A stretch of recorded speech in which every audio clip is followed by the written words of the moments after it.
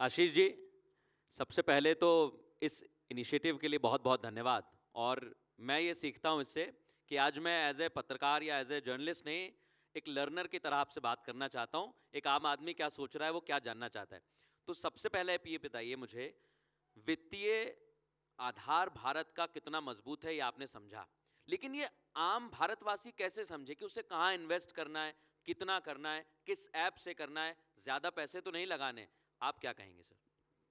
एक बात तो ये तय है कि भारत जो है अब मिडिल क्लास बन रहा है। पिछले 11 सालों में जब से मोदी जी ने कार्यभार संभाला है, उस समय भारत में जितने निवेशक थे 1.67 करोड़ निवेशक थे। आज यूनिक इन्वेस्टर्स जिनका अलग पैन नंबर होता है, आज 12 करोड़ से अधिक हो गया है, 7 गुना बढ़ गए हैं। जो टोटल मार्केट कैपिटलाइजेशन जो संपत्ति स्टॉक मार्केट के जरिए दिखाते हैं, वो आज 5.2 ट्रिलियन डॉलर और 460 लाख करोड़ है, जो 67 लाख करोड़ थी 2014 में, तो वो भी 7 गुना बढ़ी है।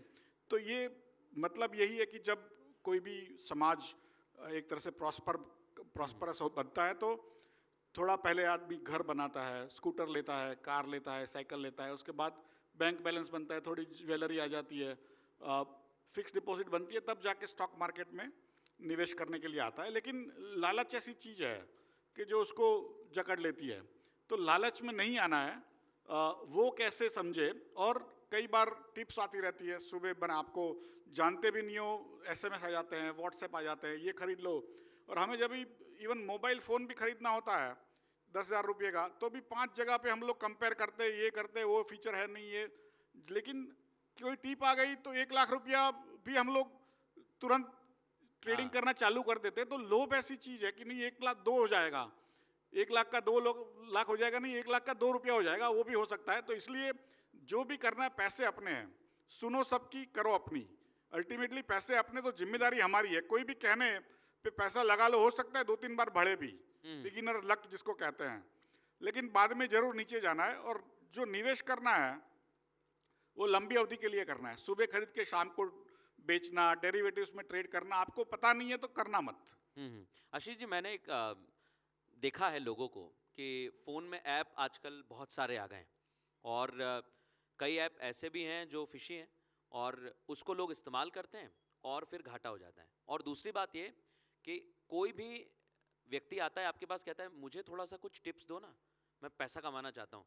तो ये जो लखपति बनने वाले ख्वाब हैं, ये क्या सत्य होते हैं? नहीं, लखपति बनने के ख्वाब सभी को होने चाहिए, बनना भी चाहिए, लेकिन मेहनत से बनते हैं। बहुत कम लोग जो है वो सुबह खरीद के शाम को बेचने के बाद लखपति बने हैं। तो एक मैं कहानी सुनाता हूँ, हमारे गांव में चलती है कि गुजरात में, खास गुजरात में पैसों की बात भी चलती है। हम लोग बचपन पे सिखाते थे कि पैसा पैसे को खींचता है, ऐसा कहा जाता है। तो एक राजा ने एक बड़ा ढेर कर दिया सोना मोहरों का, और उसके ऊपर एक पिंजरा रख दिया। तो आप ले तो नहीं सकते हैं, लेकिन देख सकते हैं कि राजा के पास कितना धन है। तो एक व्यक्ति के पास एक दूसरी सोना मोहर थी, तो हर रोज रात को जाके उसको दिखाता था कि ये जो राजा का पैसा मेरे पास आ जाएगा। तो हर रोज रात को वो उसको दिखाते रहता था। 5-6 दिन उसने पूरी रात तपश्चर्या की, उसको दिखाया। जब एक बार एक झपकी आ गई तो उसका जो सोना मोहर था वो गिर के राजा के ढक में चला गया। तो राजा के पैसे ने तुम्हारे पैसे खींच लिया। तो कई बार हमें लगता है कि हम दूसरों के पैसे खींच के आ जाएंगे, अपने से ज़्यादा स्मार्ट लोग बैठे हुए हैं, तो वो अपने पैसे खींच लेंगे। तो इसमें जो फास्ट पैसे बनाने की कोशिश करते हो वो अपने लिए नहीं है, unless you are expert, right. तो वो जो चीज़ है वो करनी नहीं चाहिए हमको। बिल्कुल नहीं करनी चाहिए, लेकिन आजकल ऐसा लोग कर रहे हैं। और जो युवा मेरे साथ बैठे हुए हैं, आपको सुन रहे हैं, विशेष तौर पर टायर 2 और 3 सिटीज़ में आजकल बहुत ज़्यादा इन्वेस्टमेंट के लिए कहा जा रहा है, लेकिन वो लोग कह रहे हैं जो खुद नहीं जानते हैं। तो उन लोगों से आप क्या कहना चाहेंगे जो अभी नया नया निवेश करना चाहते हैं, धीरे धीरे पैसे कमा रहे हैं, वो क्या सावधानी बरतें? इन्वेस्टमेंट में बेसिकली आप जब कंपनी में पैसा निवेश करते हो तो कंपनी का जो भागीदारी बनते हो, तो कंपनी के प्रॉफिट में आपका भागीदारी एक तरफ से एक छोटा हिस्सा आपको मिलता है। तो जब कंपनी पैसा बनाएगी तो उसमें से एक हिस्सा आपको मिल सकता है। अब कंपनी क्यों पैसा बनाएगी? क्योंकि उसका बिजनेस मॉडल अच्छा है, उसकी इंडस्ट्री अच्छी है, वो अच्छे देश में काम करता है, उसके पूरे वर्ल्ड में एक तरह से उसकी टेक्नोलॉजी वगैरह ठीक है। और टेक्नोलॉजी चेंज होने से भी पैसे गिर सकते हैं या तो मुनाफा गिर सकता है। तो वो सब चीज़ें ध्यान में रखने के लिए व्यक्ति को बहुत ज़्यादा अध्ययन करना पड़ता है, अभ्यास करना पड़ता है और करंट कंटिन्यूअसली करना पड़ता है, जो आपके पास हाँ, समय नहीं है। आपके पास वो एक्सपर्टीज नहीं है, तो आपको म्यूचुअल फंड के द्वारा करना चाहिए, जहाँ पर एक्सपर्ट्स बैठे हुए हैं हुँ, आपकी सलाह के लिए। जैसे आपको कोई भी दर्द होता है, ठीक है, सर दर्द होता है, पैरासीटामोल खा लिया, लेकिन फाइनली कुछ बड़ा दर्द होता है तो आपको डॉक्टर के पास जाना पड़ता है ना। तो पैसा भी इम्पोर्टेंट चीज़ है, उसको व्यर्थ ना गंवाएं। कोई एक्सपर्ट, कोई फाइनेंशियल एक्सपर्ट के द्वारा जाइए, फाइनेंशियल एडवाइजर्स होते हैं जो सर्टिफाइड होते हैं सेबी के द्वारा, या तो म्यूचुअल फंड्स हो, पोर्टफोलियो मैनेजर्स हो, उनके द्वारा आप निवेश कर सकते हैं। जब आपको लगता है कि हाँ मेरे पास अभी अच्छा नॉलेज आ गया है और मैं हर चीज़ को ट्रैक कर सकता हूँ, तो जाके खुद निवेश कर सकते हो। अदरवाइज खुद निवेश करने में या खुद ट्रेड करने में यू मे हर्ट योरसेल्फ, अपने आप को आप अपने पैसे गंवा भी सकते हैं। मैं चाहूँगा आशीष जी आप उदाहरण हमारे दर्शकों को दें, क्योंकि जब हम कोशिश करते हैं तो एक वक्त ऐसा लगता है कि मुझे सब कुछ आ गया है, और ये कोई भी सोच सकता है कि मुझे सब कुछ आ गया है। ऐसा ही निवेशकों के साथ भी है, वो थोड़ा सा पढ़ते हैं और लगता है कि मैं तो अब सब कुछ जान गया, अब मैं मार्केट पूरा बदल सकता हूँ। लेकिन आशीष जी, क्या आपको भी कभी ऐसा लगा, क्योंकि आपका लंबा सफ़र है, गलतियाँ होती हैं, तो गलतियों से कैसे सीखें, और आपके साथ कभी ऐसा हुआ क्या? मैं आईआईटी में पढ़ा हूँ, आईआईएम में पढ़ा हूँ, तो और हम लोग कहते हैं कि एमबीए का मतलब है मुझे बहुत आता है। हाँ। तो स्वाभाविक है कि आप आईआईटी आईआईएम से आपके एक खुमार रहता है, एक वो कॉन्फिडेंस रहता है। तो हमें भी जब जॉब शुरू किए तो 91 की बात है, तो भारत लिबरलाइज हो रहा था, बड़े स्टॉक के दाम बहुत ऊपर जा रहे थे। तो मेरी जो तनख्वाह थी 3,000 रुपया मासिक थी, महीने की 3,000 रुपया ही थी, और मैंने बड़ा ट्रेडिंग शुरू कर दिया, पैसे भी मिलने लगे, और लोगों को लगा यार ये तो, मुझे भी लगा कि चलो हम कुछ सीख के आए, फाइनेंस अच्छी बात है। जब हर्षद मेहता का कांड खुला तो मुझे 50,000 रुपये का नुकसान हुआ। तो 3,000 की तनख्वाह में 50,000 रुपये का नुकसान हो गया, तो कई साल लगे उसको लोगों को वापस देने के लिए। तो हर एक व्यक्ति जो ओवर कॉन्फिडेंस होता है, कोई आपने क्या पढ़ाई किया है, आपको तजुर्बा नहीं है, एक्सपीरियंस नहीं है, कोई थोड़ी देर रुक भी सकते थे, लेकिन वो लोभ लालच में आकर हम सब हाँ, काम कर जाते हैं। देखिए आप एनएससी के सीईओ एमडी बैठे हुए हैं, और इन्हें भी 50,000 का नुकसान हुआ है। तो ये हमारे दर्शकों को समझना पड़ेगा कि आप धीरे धीरे सोचें, समझें, और उसके बाद ही इन्वेस्ट करें। मैं आशीष जी एक और सवाल करना चाहता हूँ, क्योंकि जैसा मैंने शुरुआत में कहा कि मैं लर्नर की तरह आपसे सवाल कर रहा हूँ। मेरे दिमाग में एक सवाल है कि भारत की इकॉनमी बढ़ रही है, प्रधानमंत्री कहते हैं कि हमारी इकॉनमी धीरे धीरे और बढ़ेगी, हम तीसरे नंबर पर आएंगे, टॉप 3 जाएंगे, और ज़्यादा बढ़ेगी। तो मेरे दिमाग में आता है कि जब इकॉनमी बढ़ रही है तो शेयर्स भी बढ़ेंगे, मार्केट भी बढ़ेगा, तो पैसा लगा देता हूँ। ये कितना ठीक है ये सोच? एक तरह से कोई भी इकोनॉमी बढ़ती है तो स्वाभाविक है कि उसके जो मुनाफा होता है वहाँ कंपनियाँ, उनका मुनाफा भी बढ़ता है। तो स्वाभाविक है कि जो स्टॉक मार्केट का जो सूचकांक है, जी जी जी। जिसको इंडेक्स कहते हैं, निफ्टी वगैरह, वो भी बढ़ने चाहिए और बढ़ते भी हैं। लेकिन कई बार क्या होता है कि जो आशा में कि भाई बहुत बढ़ने वाला है, तो मार्केट और तेजी से, जो चाहिए नहीं उससे भी ज़्यादा बढ़ जाता है। हम्म। और इसी की वजह से जब प्रोग्रेस जो आपने सोचा था वो होता है, हम्म। उसके बावजूद मार्केट धीरे धीरे करके नीचे आता है, क्योंकि वो बहुत बढ़ चुका होता है। तो ये सब चीजें जो है कि कभी अति हो गई है, अति वो सर्वर्थ वर्जते। है ना, तो अति की नहीं गति। हाँ। तो वो जो चीज है वो हमें ध्यान में रखना है। और इसलिए पैसा ऐसा पेचीदा मामला है कि हर बार ध्यान रखना पड़ता है ना कि नजर हटी दुर्घटना घटी। तो हमें अपने पैसे हैं उसका बहुत अच्छे से ख्याल रखना है, नहीं कि किसी ने भी कह दिया कि हाँ मार्केट इसलिए बढ़ेगा, भारत की प्रगति होगी। नेचुरली भारत की प्रगति होने ही वाले अगले 50 साल होगी, लेकिन जरूरी नहीं कि जिस स्टॉक में मैंने पैसे डलवाया किसी ने वो उसकी हाँ। प्रगति हो, है ना। तो वो भी ध्यान में रखना है कि सूचकांक, स्वाभाविक है कि आप सूचकांक में पैसा डालते हो, इंडेक्स में डालते हो, इंडेक्स फंड भी आज है उसमें डालते हो, तो स्वाभाविक है कि आगे बढ़ने ही वाला है। बिकॉज वहाँ पर टॉप 50 स्टॉक्स भी रहते हैं भारत के, तो अच्छे चुने हुए स्टॉक्स रहते हैं, तो उसमें तो होगा ही। लेकिन उसकी प्रगति उतनी ज़्यादा नहीं होती जो 1 का 2 हो जाए अब 1-2 साल में, वो धीरे धीरे ही होगा। लेकिन जिस सभी को चाहिए 1 का 10 हो जाता है, 10 का 100 हो जाता है, ऐसा हमारी इच्छाएं रहती है। तो वो लोभ के अंदर हम ये सोच के कि भाई प्रगति होगी तो इसकी भी प्रगति होगी, हो सकता है कि ऑलरेडी उसकी प्रगति हो चुकी है, अब नीचे अधोगति की तरफ जा रहा है। ये होता है आशीष जी, और मैं मेरे कई मित्रों को जानता हूँ और कई युवा हमारे साथी बैठे हुए हैं।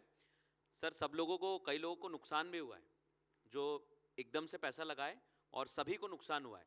लेकिन आजकल बड़ी चर्चा हो रही है सर, और जब आप ग्रीन रूम में थे तब यहाँ पर भी चर्चा हो रही थी, हमारे साथी एंकर सोने की चर्चा कर रहे थे, चांदी की चर्चा कर रहे थे, और धनतेरस का त्यौहार आने वाला है, दिवाली आने वाली है। ये सोना और चांदी का ये कैसा खेल है सर, ये कैसा फेर है?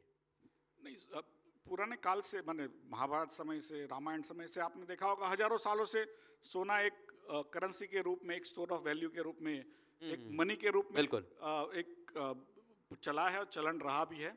और 1972 में ही सोने का जो चलन घट गया था, क्योंकि वो डॉलर का जो बैकिंग था सोने का वो कम कर दिया गया था। लेकिन जब भी कई देशों में या कोई वर्ल्ड की इकोनॉमिक्स में कोई असमंजस की बात आती है तो सोने के दाम ऊपर बढ़ते हैं उस समय के लिए। लेकिन सोना जो है प्रोडक्टिव इन्वेस्टमेंट नहीं है, उसको आप ले सकते हो, पहन सकते हो सकता है उसमें आधा सोना न भी हो, जब बेचने जाओगे तभी पता चलेगा। हम कभी बेचते नहीं हैं। सोना को हमने सेफ डिपॉजिट में डाल दिया, कहीं गद्दे के नीचे रख दिया, लेकिन उसमें प्रोडक्टिविटी नहीं है। जबकि आप कंपनी में निवेश करते हो तो आपको प्रॉफिट मिलने की संभावना है, उसका जो डिविडेंड कहते हैं, उसके ऊपर वो जो कंपनियां हैं वो जॉब्स क्रिएट करती है, दूसरों को जॉब्स मिलती है, वो फिर पैसे बचाते हैं, वो वापस स्टॉक में डालते हैं। तो वो जो एक वर्चुअस साइकिल होती है वो सोने से कभी नहीं हो सकती। तो सोना अपने लिए ठीक है, कभी कभार भाव उसके ऊपर भी जाते हैं, कभी कभार नहीं भी जाते हैं। किसी ने मुझे एक एनालिसिस भेजा था कि पिछले 1979 में एक इंडेक्स था जो 100 था, आज करीब 80,000 है। उसके ऊपर आप डिविडेंड लिख लो कंपनियों का तो करीब 1 लाख हो जाता। तो 100 का 1000 गुना हुआ 1979 टू 2025, करीब 45 ईयर्स में। उसी दौरान जो गोल्ड है उसका आधा भी नहीं बढ़ा। हाँ। तो क्योंकि वो ये अनप्रोडक्टिव एक्टिविटी है, हो सकता है थोड़े एक समय के लिए उसका डिमांड सप्लाई बढ़ जाए। सिल्वर का भी वही हाल है, तो थोड़े दिनों में चर्चा में रहेगा, लेकिन ऑन द लॉन्ग रन कि आपको 25, 50, 100 साल तक निवेश करने की क्षमता है आप में, तो आपको स्टॉक मार्केट के द्वारा ही निवेश करना है। क्योंकि भारत का जो आज फ्रेमवर्क है, यंग लोग है, टेक्नोलॉजी के जरिए वो देश आगे बढ़ रहा है, तो ऐसे बहुत कम देश बचे हुए। तो अगले 30-50 सालों में भारत बहुत प्रगति करेगा, बहुत प्रगति करेगा। तो भारत की कंपनियां की जो बड़ी बड़ी कंपनियां हैं उनकी भी प्रगति होगी। तो आप स्टॉक मार्केट में निवेश करते हो तो आपको ज़्यादा रिटर्न्स मिलने की संभावना है। जबकि गोल्ड जो है एक तरह से हाइजीन अनप्रोडक्टिव एक्टिविटी है, लेकिन फिर भी वो आपको एक हेज की तरह यूज कर सकते हैं आप। बिल्कुल आशीष जी, मैं जब भी निवेश की बात आती है, शेयर मार्केट की बात आती है, मुझे लगता है सभी के दिमाग में मुंबई की तस्वीर आती है, देश की आर्थिक राजधानी है। लेकिन अब मुंबई से निकलकर शेयर मार्केट लोगों के फ़ोन में आ गया है। सभी के फ़ोन में मैं देखता हूँ शेयर मार्केट है। लोग उठते हैं सुबह सुबह, मार्केट देखते हैं कैसा चल रहा है, कौन घट रहा है, कौन बढ़ रहा है। आपने जो सपना देखा है कि हर व्यक्ति इसको समझे तकनीक के माध्यम से, टेक्नोलॉजी के माध्यम से, तो वो सपना भारत कैसे देख रहा है आने वाले भविष्य में, और इसमें कितना हम सुधार करने वाले हैं? जैसे 1992 में मैंने एनएससी पे काम शुरू किया, एनएससी हाँ। बनाने का, और पूरी माने हम लोग 5 लोग थे। तो उस समय भारत में सिर्फ 10 लाख निवेशक थे, गिन चुन के 10 लाख से कम ही होंगे। आज 12 करोड़ निवेशक हैं। बहुत बड़ी बात है। तो और टोटल मार्केट कैपिटल जो संपत्ति स्टॉक मार्केट के जरिए हम रिप्रेजेंट करते थे करीब 3,70,000 करोड़ थी, आज 460 लाख करोड़ है। 120-130 गुना बढ़ी है। और जितने भी भारत में पिन कोड्स हैं, करीब 19,400 पिन कोड है, उसमें सिर्फ 28 पिन कोड है जहां पर आज एनएससी का निवेशक नहीं है। लद्दाख से लेकर के अंडमान निकोबार तक, द्वारका से लेकर अरुणाचल प्रदेश के हर पिन कोड में आपको एक एनएससी का निवेशक मिलेगा, क्योंकि उसके हाथ में आज एनएससी है। बहुत बड़ी बात है, राइट। और वो उसके जरिए स्टॉक में भी निवेश कर सकता है, बॉन्ड में भी निवेश कर सकता है। रीट्स नाम की एक चीज है, रियल एस्टेट में जो आप निवेश कर सकते हो। इनविट्स है जो इंफ्रास्ट्रक्चर में, डैम्स वगैरह में भी आप इन्वेस्ट कर सकते हो उसके जरिए। कॉमर्शियल पेपर होती है, कंपनियां छोटी 90 दिन के लिए भी करते हैं, बॉन्ड्स के लिए आप निवेश कर सकते हो। तो एनएससी ऐसी संस्था है जो आपको हर तरह के निवेश का एक जरिया देती है। आपको समझना है कि कौन से इंस्ट्रूमेंट्स आपके लिए सही है। और आज देश की जितनी भी संपत्ति है उसका 1/3 भाग जो है वो स्टॉक मार्केट एनएससी के द्वारा रिप्रेजेंटेड है। और आगे जैसे जैसे भारत की प्रगति होगी वैसे ही ज्यादा से ज्यादा धन, 1/3 का जो आंकड़ा सर, और वो धन क्या है, आप जब स्टॉक में निवेश करते हो तो आप एक्चुअली भागीदार बनते हो कंपनी के मैनेजर्स के साथ। हम्म। तो एंटरप्रेन्योर्स जो है वो आपसे पैसे जुटाते हैं, खुद के भी धन बढ़ाते हैं, आपका भी धन बढ़ाते हैं। हम्म।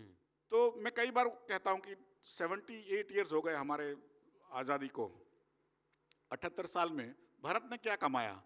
तो हमारे आम निवेशक का 25% हाउस होल्ड्स आज भारत के एनएसई के जरिए एंटरप्राइज में निवेश करते हैं। बहुत बड़ी बात है। तो 78 साल में हमारे निवेशकों का भरोसा हमारे एंटरप्रेन्योर्स ने कमाया। कोई भी आपको कितना भी बोल दे कि उद्योजक सब चोर है, $5.5 trillion, 1/3 of India's wealth is a wealth of trust. Your trust in India's entrepreneur, not in me, not in our regulator, not in our parliament, but your trust in our entrepreneurs. It's such a great leap of faith. कहा जाता है कि जो गरीब लोग होते हैं, गरीब देश होते हैं, हमारा $3,000 पर कैपिटा इनकम है, बड़ा ज़्यादा नहीं है। अमेरिका का 88,000 है पर कैपिटा इनकम पर साल। बहुत बड़ी बात है। तो हमारा कम पर कैपिटा इनकम गिना जाता है। उसके बावजूद हमारे कई ऐसा कहा जाता है इकोनॉमिक थ्योरी में भी, गरीब लोग क्या बचाते हैं? कुछ नहीं बचा पाएंगे, और बचाएंगे तो अपने भाई को भी विश्वास नहीं करते। कोई दूसरा कोई उद्योजक कहीं और बैठा हुआ उस पर कैसे विश्वास करेंगे? लेकिन भारत एक अपवाद है, एक्सेप्शन है, कि भारत के गरीब लोग दूसरे गरीब उद्योजक में निवेश करके अपना धन बढ़ा रहा है। तो आज $5.2 ट्रिलियन, 460 लाख करोड़ की वेल्थ, वो वेल्थ ऑफ ट्रस्ट है। बिल्कुल। तो भारत का जो एक दूसरे के प्रति ट्रस्ट जो पैदा हुआ है एंटरप्रेन्योर्स के प्रति, वो बहुत अच्छी बात है। वही भारत को आगे ले जाएगा, उन्हीं की वजह से आगे जॉब्स बढ़ेगी, हम सब और समृद्धि की ओर। ये तो बहुत अच्छी बात है। लेकिन सर, युवाओं के इस सवाल ने, जैसा मैंने आपसे कहा, आईपीओ की चर्चा होती है। मुझे लगता है कई लोग आईपीओ जब आता हो तो एक्साइटेड हो जाते हैं कि आईपीओ आने वाला है, इसका आईपीओ होने वाला है। लेकिन सर, हाल ही में आईपीओ को लेकर थोड़ा सा मन में संशय आया है। तो ये संशय क्यों आया है और क्या है सर, इसके पीछे क्या कारण है, आप मुझे बताइए। संशय हर चीज में होना चाहिए। आपको हरदम चौकन्ना रहना है। जिस दिन आपका संशय हट गया उस दिन आप चौकन्ने नहीं हो, है ना? तो आपको एक तरह से हमने जो आईपीओज पिछले 2, 3, 5, 10 साल में आए हैं, उसमें सभी को अच्छा रिटर्न्स मिला। आपने ₹100 निवेश किया, आपको ₹150 मिला लिस्टिंग पे। तो हम एक तरह से एक धारणा बन गई हमारे मन में कि आईपीओ में कभी पैसे लॉस नहीं होते। वो हकीकत नहीं है। कि आपको कंपनी को जब आईपीओ करने आती है तो उसका जो बिजनेस मॉडल देखना है, उसकी प्रॉफिट आगे क्या होगी, क्या दाम में आ रहा है, और क्या डिमांड सप्लाई का मामला है, वो सब नहीं देखेंगे। और पिछले 10 साल में ऐसा हुआ है तो अगले 2 आईपीओ में भी ऐसा ही होगा, जरूरी नहीं है। तो पिछले 2, 3, 5 महीनों में कई आईपीओ है जिनके दाम बाद में घटे भी। हाँ, बिल्कुल घटे, है ना? तो आईपीओ शॉर्ट प्रॉफिट नहीं हो सकता, वो मन में रखना है। उसके बावजूद नेचुरली जब कंपनी पहली बार आती है तो अपना जो शेयर के दाम थोड़ा कम ही में बेचते हैं, इसलिए आपको बाद में लिस्टिंग के बाद एक मुनाफा मिलता है। लेकिन जरूरी नहीं है मार्केट खुद ही घट गया हो उस समय डोनाल्ड ट्रंप की वजह से या अदरवाइज, तो हो सकता है आपको कुछ में कुछ नुकसान झेलना पड़े। और इसलिए कभी भी स्टॉक मार्केट में ऐसा कोई आपको, जैसे वो एडवर्टाइज में हम कहते हैं कि आपका डबल हो जाएगा, इवन 5% भी आपको रिटर्न मिल जाएगा, ऐसा कोई गारंटी देता है तो मानना मत। स्टॉक मार्केट में कोई गारंटी नहीं हो सकती। बिल्कुल। स्टॉक मार्केट, जैसे आपने डोनाल्ड ट्रंप की बात की है, तो डोनाल्ड ट्रंप जो टैरिफ लगा रहे हैं उसका भी खौफ है हमारे निवेशकों में। वो सोचते हैं कि डोनाल्ड ट्रंप के टैरिफ लगाने से फ़र्क पड़ रहा है, वर्ल्ड की इकॉनमी पे फ़र्क पड़ रहा है। लेकिन आपको क्या लगता है सर, चाहे चीन हो या फिर अमेरिका हो, हमारी नीति कैसे स्थिर है और कैसे हम अपने देश पर, उसकी नीतियों पर विश्वास कर सकते हैं? आप निवेशकों से क्या कहना चाहेंगे? नहीं, हर जगह पे जैसे आपने भी कहा कि जो डोनाल्ड ट्रंप साहब का जो टैरिफ वॉर एक तरह से शुरू हुआ है, उसमें सभी देशों को उन्होंने इक्वली बैडली ट्रीट किया है। थोड़े को थोड़ा कम किया होगा, थोड़े को ज़्यादा किया, हम लोग कहीं मिडल में हैं। लेकिन हर एक देश में असर होगा। हमारा जो फ्रेमवर्क है, क्योंकि हमारा खुद का एक इंटरनल ग्रोथ है, टेक्नोलॉजी के जरिए हम लोग ऊपर आ रहे हैं, तो हमें उतना अंतर नहीं हो रहा है जितना जो चीन है, जो बहुत ज़्यादा एक्सपोर्ट अमेरिका को या दूसरे देशों को करता है। हम सिर्फ सर्विसेज का एक्सपोर्ट करते हैं जिसके ऊपर टैरिफ नहीं लगा है। तो उस हिसाब से हम थोड़े बचे हुए हैं। भले कितना भी टैरिफ लगा ले, सर्विसेज पे टैक्स ही नहीं है, तो हमें बचे हुए हैं। और इसलिए हमारा जो ग्रोथ रेट है आज भी, पहले 2 जो क्वार्टर हुए, क्वार्टर 1, क्वार्टर 2, ये 2025 की साल में, तो हम लोग 7.5% से ग्रो कर रहे हैं। अब जो annual growth rate IMF world bank वगैरह ने हमें दिया है वो करीब 6.5% है। तो हमको 6.5% एनुअल ग्रोथ करने के लिए हमको एक्चुअली 4-5% पे आ जाना पड़ेगा, तब जाके हमारा एवरेज होगा। वो पॉसिबल नहीं है क्योंकि मानसून वगैरह ठीक हुआ है, आप देखिएगा ये एक क्वार्टर भी आ रहे हैं, अच्छा आएगा, जीएसटी का लाभ मिला है है। ना। तो इसलिए मुझे लग रहा है कि ये कई बार जो धारणाएं रहती है इवन आईएमएफ की, वर्ल्ड बैंक की, वो भी खरी नहीं उतरती है। लेकिन भारत का अपना एक जोर है आज, because of demographics, dividend, technology, जिसकी बात हरदम चर्चा में रहती है। तो आगे अगले 20-30-50 साल तक भारत प्लस माइनस करके भी 6.5-7% का ग्रोथ रहेगा, जो बड़ी बड़ी जो इकोनॉमी से चाइना, यूरोप, अमेरिका, उनका डेमोग्राफिक्स की वजह से, डेमोग्राफिक्स मीन उनकी जो जनसंख्या है वो वृद्ध हो चुकी है, तो वो जो है ज्यादा प्रोड्यूस भी नहीं कर पाते, ज्यादा टेक्नोलॉजी को ग्रहण भी नहीं कर पाते, और वेल्थ बनती है टेक्नोलॉजी से। और सबसे ज्यादा लोग यंग भी है और जो टेक्नोलॉजी ओरिएंटेड है वो भारत में है। इसलिए भारत का अगले 30-50 साल तक ग्रोथ जारी रहेगा। इसलिए मुझे लग रहा है कि ये जो ग्रोथ आज हम कर रहे हैं वो एक शुरुआत है, क्योंकि टेक्नोलॉजी का भी एक वेव आ रहा है। पहले स्लो आ रहे थे, अब फास्ट आ रहा है। तो फास्ट ग्रोथ जरूर होने वाला है। और कौन देश है जो सबसे उसका ज्यादा लाभ ले सकता है, वो भारत है, क्योंकि उसमें यंग लोग है, टेक्नोलॉजी ओरिएंटेड लोग। हमारे इर्द गिर्द भी 2 यंग नेशन है, मैं उन्हीं का लेकिन जिक्र कर रहा था। पाकिस्तान और बांग्लादेश, लेकिन उनको पीछे जाना है। 1400 साल पुरानी संस्कृति जीनी है, हमको आगे का जीना है। तो जो देश आगे का जिएगा वही आगे बढ़ेगा। मैं इसीलिए पूछ रहा था सर, हमारे जेनजी एक आपने टर्म सुना होगा, जनरेशन जी है ये, लेकिन हमारी पुरानी जनरेशन्स को आप देखेंगे, जो बूमर्स हैं, जो मिलेनियल्स हैं, तो जो हमारे फादर हैं या जो हमसे वरिष्ठ हैं, वो हमें ये ज्ञान देते हैं कि इसमें निवेश नहीं करना है, ये ख़राब है, बर्बाद हो जाते हैं। हमने कई लोगों को बर्बाद होते देखा है। और जो नई जनरेशन है सर, युवा हैं, वो इन्वेस्ट करना चाहते हैं, वो सेफ इसे समझते हैं। लेकिन सर आप बताएंगे तो मुझे लगता है कि हमारे दर्शक भी समझेंगे, हमारे निवेशक भी समझेंगे कि कितना सेफ होता है। क्योंकि आपने जैसे कहा कि 4 घर में से 1 घर में मुझे लगता है जो एनएससी से जुड़ा हुआ है, तो वो कैसे सेफ है, आप ये कैसे स्थिर करेंगे? नहीं, आप जैसे मेरे खुद के पिताजी सरकारी नौकरी में थे। मैंने एनएससी में शुरू मैंने किया और बहुत साल काम किया, उनके बावजूद उन्होंने एक पैसा स्टॉक मार्केट में नहीं लगाया। तो वो हकीकत है, उनका अपना एक्सपीरियंस रहा। लेकिन जिन्होंने स्टॉक मार्केट में निवेश नहीं किया, जैसे मेरे पिताजी थे, उन्होंने शुरू किया 10 लाख से, उनका 20 साल के बाद भी 10 का 15 हो गया। जिन्होंने 10 लाख रुपया स्टॉक मार्केट में लगाया, उसका 10 का 50 लाख हो गया। तो 20 साल में उनको इतना ज्यादा अंतर मिला। तो धीरे धीरे लोगों को देखने मिला कि एटलीस्ट आपके पास 100 रुपया बचत है, तो एटलीस्ट 10 रुपया तो स्टॉक मार्केट में डाल सकते हैं। अब मैं नहीं कह रहा हूँ कि 100 का 100 डालिए, 100 में से 10 ही डालिए, क्योंकि अल्टीमेटली घर में थोड़ा एक रियल एस्टेट बनाइए, कुछ फिक्स डिपॉजिट करिए, इंश्योरेंस लीजिए, ज्वेलरी लीजिए, उसके बाद स्टॉक मार्केट में आना है। और हर बार 5-10% से ज़्यादा आपको स्टॉक मार्केट में नहीं डालना है। आपको पूरा घर बार बेच के स्टॉक मार्केट में कभी मत आना, क्योंकि रिस्की एसेट है। और डेरिवेटिव्स में कतई ट्रेड नहीं करना है, क्योंकि आपको उसका अनुभव नहीं है। वो अच्छा इंस्ट्रूमेंट है लेकिन आपके लिए नहीं है। तो वो जो चीज़ें करके, क्योंकि आपको कई बार जाते कि भाई दिल्ली में रात को 2 बजे मत निकलना, लेकिन दिल्ली में जाना मत सेफ नहीं है। ऐसा कई बार होता है कि यहाँ पे मत जाना सेफ नहीं है।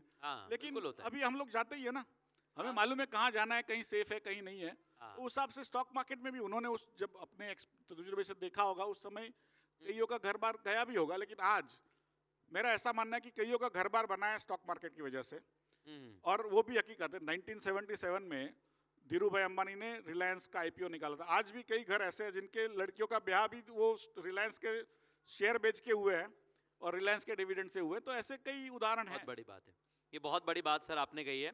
मैं आपसे कुछ और चीज़ें भी समझना चाहता हूँ, क्योंकि अभी हमने कहा है कि हम स्वदेशी अपनाएं, और अगर हम स्वदेशी अपनाएंगे और भारत जैसी तेज़ी से बढ़ रहा है, 3 ट्रिलियन की जाना चाहते हैं, हम इकॉनमी को टच करना चाहते हैं, टॉप 3 में आना चाहते हैं, तो आपको क्या लगता है सर कि उसके लिए भारत का युवा, एनएससी मिलकर क्या कर सकते हैं जो भारत की इकॉनमी लगातार बढ़े और लोगों की जेब में भी पैसा आए? ये सवाल मुझे लगता है लोगों से जुड़ा हुआ ही है कि हमारी जेब में पैसा कैसे आएगा।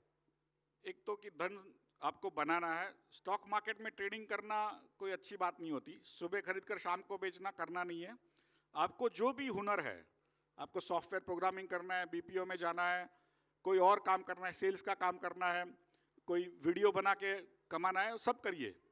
लेकिन जब थोड़ा भी धन संचय होता है तो थोड़ा एक पैसा उसका स्टॉक मार्केट में जरूर निवेश करिए, इंडेक्स के द्वारा करिए, इंडेक्स फंड के द्वारा करिए, ईटीएफ के द्वारा करिए, जिसमें आपको कम चार्जेस लगेंगे, और लंबी अवधि के लिए रहिए। एक सुबह खरीद के शाम को बेचना या तो 2-3 महीने में निकल जाना, तो उसमें आपको गंवाना ही है, क्योंकि कॉस्ट ऑफ ट्रांजैक्शन लगती है। जबकि आप लंबी अवधि के लिए रहोगे, धीरे धीरे करके हर महीने कुछ ना कुछ डालते रहेंगे, तो जरूर आगे जा करके वो एक पूंजी बनेगी जो आपके रिटायरमेंट में काम में आएगी, बच्चों की पढ़ाई के लिए काम में आएगी, अच्छी एजुकेशन के काम पे आएगी। तो मुझे लग रहा है कि तो धन संचय करना है और उसको कैसे बढ़ाना है, थोड़ा फिक्स डिपॉजिट में भी रखिए। आपके all your eggs cannot be in one basket, सभी अंडे एक ही बास्केट में नहीं रखने, अलग अलग इंस्ट्रूमेंट्स में आपने पैसा रोकना है। सर मैं इसलिए आपसे एक महत्वपूर्ण सवाल करना चाहता हूँ, क्योंकि आपने कहा कि बहुत सारे लोग आ रहे हैं और हर घर में आपका टच है, लेकिन इस समय सर एक और सवाल आता है, क्योंकि जो 1990s में हुआ भारतीय मार्केट के साथ, वो एक डर बना हुआ है लोगों के जहन में कि ऐसा फिर तो नहीं हो जाएगा, कहीं कुछ गड़बड़ तो नहीं हो जाएगी। तो इसके लिए हम कितने प्रतिबद्ध हैं, क्योंकि आज हम देख रहे हैं ये फ़ोन जो हमारे हाथ में है, इसको कोई हैक कर लेता है, कोई आप यूपीआई पेमेंट करते हैं, आपका अकाउंट खाली हो जाता है, आपको कोई ऐसी लिंक्स आती हैं, आप क्लिक करते हैं, पैसे चले जाते हैं। तो इसके लिए हम कितने तैयार हैं, क्योंकि हमने कई ऐसी अभी हाल ही में सर मूवीज़ देखी हैं कि भारत के डिजिटल जो स्ट्रक्चर है उसे तोड़ने की कोशिश की जा रही है। तो हम कितने मजबूत हैं सर, लोगों को आप कैसे विश्वास दिलाएंगे? नहीं, ये जैसे जैसे टेक्नोलॉजी आगे बढ़ेगी वैसे वैसे जो लोग आप पे अटैक करते हैं देश में और खुद को भी, वो भी in fact crooks are ahead of us. हमारे जो पुलिस है उससे ज़्यादा वो शातिर होते हैं, जो चोर होते हैं। तो कई बार मैं कहता हूँ कि जो देश की जो सीमाएं थी उसके लिए हमने आर्मी, नेवी, एयरफोर्स बिठाए और अंदर रक्षा करने के लिए पुलिस बिठाया, लेकिन आज हमारे मोबाइल में इंटरनेशनली हमको अटैक्स आते हैं, हमको फोन्स आते हैं कि ये स्टॉक में निवेश कर लो, या तो आपको, आपके पास आते हैं सर फोन? सभी को आते हैं। और उसमें आदमी जो बैठा हुआ है, वो जो फोन कर रहा है हिंदी में, शुद्ध हिंदी में बात कर, लेकिन म्यांमार में बैठा हो, म्यांमार चाइना की बॉर्डर पे, और आपके पैसे इंडिया के म्यूल अकाउंट में जाकर फिर नेपाल के जरिए चाइना में चले जाते हैं। तो ये पूरा इंटरनेशनल सिचुएशन हो सकता है। तो आप सभी को चौकन्ना रहना है कि कोई भी चीज जो आपने करी नहीं है वो करना मत। और हमें भी अटैक आता है, ऐसा नहीं कि सिर्फ आपको ही अटैक आते हैं। जैसे आज भारत का सबसे बड़ा आईटी फ्रेमवर्क एनएससी का है, तो एनएससी में दिन में करीब 15 से 17 करोड़ अटैक आते हैं 15 से हमारी 17 वेबसाइट्स करोड़। को बंद करने के लिए। और ऑपरेशन सिंदूर के दौरान 20 मिनट के अवधि में 40 करोड़ अटैक आए थे खाली हमारी वेबसाइट को बंद करने के लिए, जिससे एक मोरल विक्ट्री मिले। ऐसा नहीं कि हम लोग वेबसाइट के जरिए ट्रेडिंग करते हैं, हम तो वेबसाइट के जरिए इन्फॉर्मेशन देते हैं। ट्रेडिंग तो अलग तरीके से होता है, लेकिन वो जो टेररिस्ट होते हैं उनको लगता है कि इनको बंद करने से भारत की अर्थव्यवस्था को असर पड़ेगा, तो वो लोग आपको अटैक करते हैं। सभी, आज कोई भी अछूता नहीं है अटैक से, और बहुत चौकन्ना रहने की जरूरत है, उसमें कोई दो राय नहीं है। और जैसे जैसे वर्ल्ड आगे बढ़ेगा, आजकल रोबोट्स बनाए हुए हैं जो आप उनको पैसा दो तो करोड़ों अटैक्स किसी के ऊपर कर दे। जो पैसा जो वो दे रहा है सिर्फ रोबोट्स को काम करने के लिए, जो बाद में उसको ये सब एक्टिविटी करके उसको जो पैसा मिलेगा उन दोनों का भाग रहता है। ऐसी कई चीजें होती है जिससे हमें जानकारी जरूरी है, क्योंकि मोबाइल जो है वो इंस्ट्रूमेंट बहुत अच्छी बात है, लेकिन उसका दुरुपयोग तुम्हारी जानकारी के बगैर दूसरा और कोई कर सकता है। तुम्हारे हाथ में है मोबाइल, तुम्हें लगता है कि मैं उसका मालिक हूँ, लेकिन कोई वायरस घुसा के या कोई ओटीपी लेकर के आपका पूरा पैसा चपत भी कर सकता है, वैसे आपका स्टॉक भी कहीं और ट्रेडिंग कर सकता है। तो वो सब चीज़ों के लिए आपको अच्छी चीज़ें करनी है, और जो चीज़ें जानते नहीं है, जो वेबसाइट आप कभी गए नहीं है, जो ऐप आपने कभी देखी नहीं है, जो ऑथोराइज नहीं है, वो डाउनलोड कभी मत करना। मैं सर बड़ा आश्चर्यचकित हो गया जब आपने कहा कि ऑपरेशन सिंदूर के दौरान करोड़ों अटैक किए गए हम पर, और वो भी साइबर अटैक की कोशिश की गई। सर लेकिन जैसा आपने बताया है, आप कुछ कहना चाह रहे हैं सर? नहीं, इसलिए कि सभी को पता चलना चाहिए कि सिर्फ आप पे अटैक नहीं होगा, हर चीज पे अटैक होगा, और आपको बड़ा चौकन्ना रहने की जरूरत है। सर जब आपने सुना उस दौरान, तब आपके दिमाग में क्या आया, मैं जानना चाहता हूँ, अगर थोड़ा आप बता सके तो हमें। हम तो यही काम करते हैं, तो स्वाभाविक है कि हर रोज 15-17 करोड़ अटैक आता ही है, तो उसको भी झेल जाते हैं। तो 40 करोड़ अटैक बहुत बड़ी होता है 20 मिनट के अंदर। बिल्कुल सर। लेकिन आपको अपनी कैपेसिटी बनानी है, हम लोग का तो प्रोफेशन है ये सब करने का, इसलिए हाँ, हम लोग करते ही रहते हैं, लेकिन आपको इसलिए बता रहे हैं कि हम सभी लोग अपने आप में कोई ना कोई हमें अटैक कर सकता है और हर मोमेंट पे कर सकता है। ऐसा नहीं कि आप हमें सुन रहे हो तो आप मजे में हो, ऐसा नहीं है। कहीं ना कहीं आपके मोबाइल में कोई ना कोई खुराफात हो रही होगी।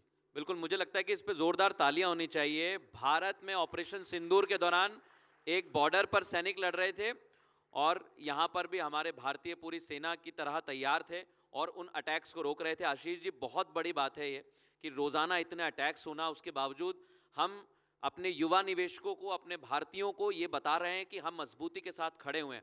आशीष जी, मैं एक छोटी सी चीज़ और आपसे जानना चाहता हूँ कि आने वाले भविष्य में इस तकनीक के माध्यम से एनएससी की क्या तैयारी है और भारत को हम कैसे आगे बढ़ाने वाले हैं। हर क्षेत्र में मैं चाहता हूँ गांव में बैठा हुआ व्यक्ति भी जान सके कि ये एनएससी क्या है, ये निवेशक क्या है, ये शेयर बाजार क्या है।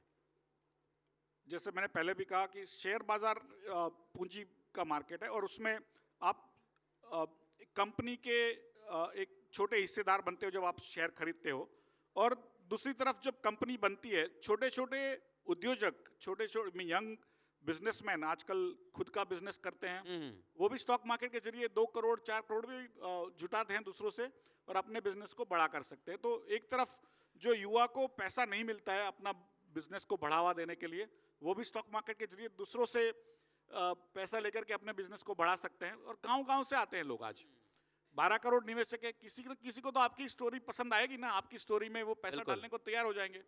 तो वो भी आपको करना है। आपके पास पैसे नहीं है, आपका बिजनेस आपको बढ़ाना है, स्टॉक मार्केट के जरिए आप पैसा जुटा सकते हैं। और जो आपके पास पैसे संचय हुआ है, थोड़ा एक हिस्सा कोई अच्छी कंपनी में आपको लगे कि ये कंपनी का अच्छा उज्जवल भविष्य है, उसमें निवेश कर सकते हो। आपको उसकी माहिती नहीं है तो आपको कोई म्यूचुअल फंड के द्वारा या पोर्टफोलियो मैनेजर के द्वारा या फाइनेंशियल एडवाइजर का एडवाइस लेकर के आप स्टॉक मार्केट में निवेश करना चाहिए, जिससे जॉब्स भी क्रिएट हो और दूसरों को भी नौकरियां मिले, वो भी धन संचय करके वापस भारत की औद्योगिक प्रगति में भागीदार बने। बहुत बड़ी बात सर आपने कही है और आपने शुरुआत में छोटा सा एक जिक्र किया था, मैं उस सवाल को दोहराना चाहता हूँ। सर, जो लोग टिप देने की बात करते हैं कि मैं आपको टिप दे दूंगा और ये देखा है सर, हमने मूवीज़ में भी देखा है, तो ये टिप देने वाले लोग कौन होते हैं सर और इनसे कैसे सतर्क रहना है? कई बार लोगों को लगता है कि मैंने आपको कहा कि आप इसका डबल हो जाएगा तो मैं खुद ही नहीं कर लूं, है ना? आपको क्यों कह रहा हूं? क्योंकि जब मुझे बेचना होता है तभी आपको कहता हूं। तो जो उसको एंटरटेनमेंट की तरह लीजिए, उसको नॉलेज की तरह मत लीजिए। ये जो भी टीवी पे आते हैं, जो लिखते हैं, फिर आपको एसएमएस करते हैं, उसको आप एंटरटेनमेंट लीजिए। उसको सीरियसली लोगे तो तकलीफ हो जाएगी। जैसे वो कहते हैं ना, थम्स अप का वो एडवर्टाइजमेंट आता है, वो ऋतिक रोशन वो बाइक उड़ा के लेके जाता है। 10 रुपए की चीज के लिए इतना क्यों मेहनत करता है? कई बार मुझे लगता है, लेकिन फिर भी हमें भी लगता है कि हम बाइक उड़ाएंगे, नहीं कर सकते ना, तो ये क्यों करना है? तो ये जो चीजें है कि उस समय हमें पता चल जाता है कि ये नहीं करना चाहिए, बच्चों को ही पता नहीं चलता है। बिल्कुल, हमें तो पता है कि ये सब ड्रामा है, लेकिन वही चीज स्टॉक मार्केट में भी आपको देखना है कि जितने भी आपको लग रहा है एक्सपर्ट है, वो आपके सगे वाले नहीं है। वो किसी और उनको बोल रहा है, या तो उसके मन में है कि उसको बेचना है, तब आके जाके बोलता है कि भाई ये खरीदो क्योंकि मुझे बेचना है, राइट? तो वो ध्यान रखना। बिल्कुल आशीष जी, मुझे लगता है कि जो युवा निवेशक हैं, जो बिजनेस क्लास हैं, वो सभी छोटी छोटी चीज़ों को समझे होंगे। और मैंने इसलिए आशीष जी, जैसा आपने कहा कि आपने भी घाटा झेला है, हम नहीं चाहते कि हमारे भारतीय निवेशकों को कोई घाटा हो। वो इसी तरह रफ्तार से भारत की अर्थव्यवस्था में योगदान देते रहें। और मुझे लगता है आपका साथ बहुत ज़रूरी है सर। आप आज यहाँ पर आए, छोटी छोटी चीज़ों को समझाया, बताया, उसके लिए सर बहुत बहुत धन्यवाद। धन्यवाद।